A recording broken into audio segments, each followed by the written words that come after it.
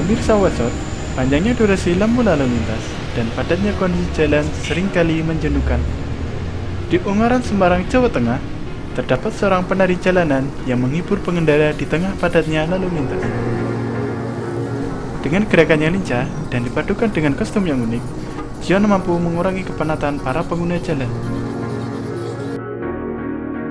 Awal ngamen ya diajak teman karena enjoy, terus di samping itu kalau misalkan jenuh langsung ngamen, ya langsung buat kayak relax gitu. Sebelum ngamen saya kerja sebagai office boy di perusahaan telekomunikasi. Terus ya karena kondisi saja saya berhaluan itu menjadi pengamen. Waktunya kan juga kakak saya sakit darah kan, jadi Senin Kamis saya harus ke rumah sakit. Jadi emang kalau misalkan kerja sudah nggak bisa, soalnya izin dari kantor kan tidak seperti kalau pengamen kan fleksibel waktunya. Kalau saya habis asar jadi 4 sampai setengah 6, terus habis sholat maghrib lanjut lagi jam 7 sampai jam 9 malam. Keunikan pasti ada ya, kalau misalkan masing-masing pengamen itu ada ciri khas. Kalau misalkan ada ciri khas yang celorengan atau pakai topeng, kalau saya emang tidak pakai topeng, jadi wajah saya juga polosan seperti ini.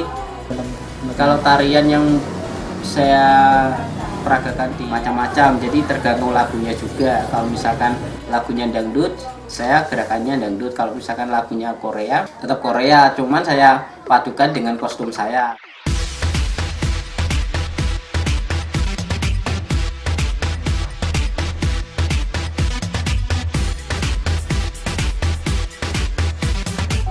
Sebenarnya berat juga sih sebagai pengamen ya, perlu mental yang kuat, terus fisik yang kuat juga. Pertama itu emang dari mental, jadi kalau misalkan mentalnya lemah ya otomatis sudah nggak bisa nari.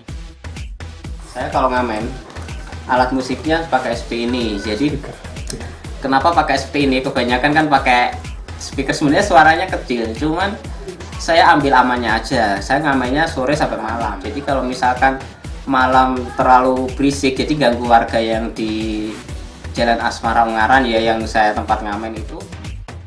Menari di tengah padatnya kondisi jalan bukan tanpa kendala. Pertama itu lampu. Jadi kalau misalkan lampu lalu lintas mati itu ya otomatis nggak bisa ngamen. Yang kedua itu macet, walaupun lampunya nyala, kalau udah macet jadi lampu merah pun juga disuruh jalankan. Pendapatan yang diperoleh cukup untuk menutupi kebutuhan sehari-hari. Namun, motivasi dari Gion sendiri bukanlah untuk mencari materi, melainkan untuk menghibur para pengguna jalan yang melintas. Suryadi dan Stefanus melaporkan untuk Watsot Metro TV.